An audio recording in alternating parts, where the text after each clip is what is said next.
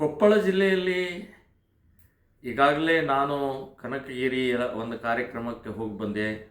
ಕನಕಗಿರಿಯ ಕಾರ್ಯಕ್ರಮದಲ್ಲಿ ಒಳ್ಳೆಯ ಕಾರ್ಯಕ್ರಮವೂ ಆಯಿತು. ಸೊ ಕಾರ್ಯಕ್ರಮದಲ್ಲಿ ಭಾಷಣ ಮಾಡಿದ ಮೇಲೆ ಯಾವುದೇ ಗಲಾಟೆ, ಗೊಂದಲ, ಗಲಭೆ ಏನೂ ಆಗಿಲ್ಲ, ಅಶಾಂತಿ ಆಗಿಲ್ಲ. ಆದರೆ ಈಗ ಇವತ್ತು ನಾಳೆ 22ನೇ ತಾರೀಕು ಯಲಬುರ್ಗಾ ತಾಲೂಕು ಒಂದು ಗ್ರಾಮದಲ್ಲಿ ಒಂದು ಶಿವಾಜಿ ಜಯಂತಿ ಹಿಂದೂ ಸಮಾಜೋತ್ಸವ ಕಾರ್ಯಕ್ರಮ ಇತ್ತು. ಅದಕ್ಕೆ ನನಗೆ 3 ದಿನ ಬ್ಯಾನ್ ಮಾಡಿದ್ದಾರೆ. ನಾನು ಹೇಳೋದು DC ಅವರಿಗೆ ಮತ್ತು SP ಅವರಿಗೆ ನಾನು ಕೇಳ್ತಾ ಇದ್ದೀನಿ, ಒಬ್ಬ ವ್ಯಕ್ತಿಯ ಒಂದು ಕಾರ್ಯಕ್ರಮಕ್ಕೆ ತಡೆ ಒಡ್ಡೋದು, ಯಾರು ಕಿಡಿಗೇಡಿಗಳಿದ್ದಾರೆ, ಯಾರು ಗುಂಡಾಗಳಿದ್ದಾರೆ, ಯಾರು ಅದಕ್ಕೆ ಗಲಾಟೆ ಮಾಡುವಂಥವ್ರು, ಅವರನ್ನು ಹದ್ದು ಬಸ್ನಲ್ಲಿಡ್ರಿ. ನನ್ನನ್ನು ಯಾಕೆ ನೀವು ಇದು ತಡಿತಾ ಇದ್ದೀರಿ? ನನ್ನ ಸ್ವಾತಂತ್ರ್ಯ ಹರಣ ಯಾಕೆ ಮಾಡ್ತಾ ಇದ್ದೀರಿ? ಸಂವಿಧಾನಕ್ಕೆ ನೀವು ವಿರೋಧಿಗಳ ಯಾಕೆ ಆಗ್ತಾ ಇದ್ದೀರಿ? ಸೊ ನಿಮ್ಮ ಹತ್ರ ಪೊಲೀಸ್ ಡಿಪಾರ್ಟ್ಮೆಂಟ್ ಇದೆ ಇಲ್ಲೋ? ನಿಮಗೆ ಭದ್ರತೆ ಕೊಡೋಗೋಸ್ಕರ ನಿಮಗೆ ಕೊಟ್ಟಿದ್ದಾರೆ ಇಲ್ಲೋ? ಸೊ ನೀವು ಅದಕ್ಕೆ ಯಾರು ಗಲಾಟೆ ಮಾಡುವಂಥವ್ರು ಅವ್ರನ್ನ ಯೋಚನೆ ಮಾಡಿ. ಅಕಸ್ಮಾತ್ ನಾನು ಪ್ರಚೋದನಕಾರಿ ಮಾತಾಡಿ ನನ್ನ ಮೇಲೆ ಕೇಸ್ ಹಾಕಿ. ಇನ್ನು ಪ್ರಚೋದನೆ ಅನ್ನುವಂಥವ್ರು ಏನು ಪ್ರಚೋದನೆ? ಮೊನ್ನೆ ಬಾಗಲಕೋಟ್ನಲ್ಲಿ SP ಮೇಲೆ ತಲೆ ಹೊಡೆದ್ರು.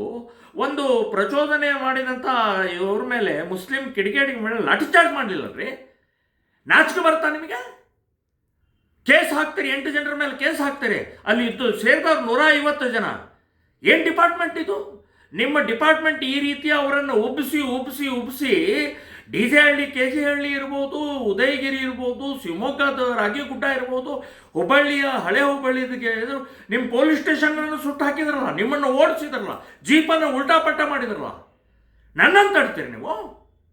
ಸೊ ನಾನು ಏನು ಅಪರಾಧ ಮಾಡ್ತಾ ನಾನು ದೇಶಭಕ್ತಿಯನ್ನು, ಈ ದೇಶವನ್ನು ಉಳಿಸೋಗೋಸ್ಕರ, ಹಿಂದೂ ಧರ್ಮದ ರಕ್ಷಣೆಗೋಸ್ಕರ ನಾನು ಕೆಲಸ ಮಾಡ್ತಾ ಇರುವಂಥ ವಿಚಾರವನ್ನು ಹೇಳ್ತಾ ಇದ್ದೀನಿ ನಾನು.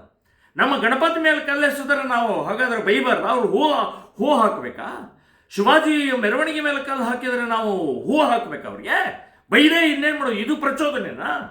ಹಿಂದೂ ಹೆಣ್ಣುಮಕ್ಕಳನ್ನು ಇವತ್ತು ತಗೊಂಡು ಹೋಗ್ತಾ ಇರೋದು ನಾವು ತಡೆಯುವಂಥ ಪ್ರಕ್ರಿಯೆ ಜಾಗೃತಿ ಮೂಡಿಸಬಾರ್ದು ಅಂತಂದ್ರೆ ಇದು ಪ್ರಚೋದನೆಕಾರಿನಾ? ಆಕಳಗಳನ್ನು ಕಡಿತಾ ಇದ್ದಾರೆ, ಖುಲ್ಲಾ ಕಡಿತಾ ಇದ್ದಾರೆ, ಅದನ್ನು ನಾವು ತಡೆದ್ರೆ ಇದು ಪ್ರಚೋದನೆನಾ? ಸೊ DC ಅವರೇ, SP ಅವರೇ, ಬಹಳ ಗಂಭೀರವಾಗಿ ಯೋಚನೆ ಮಾಡಿ.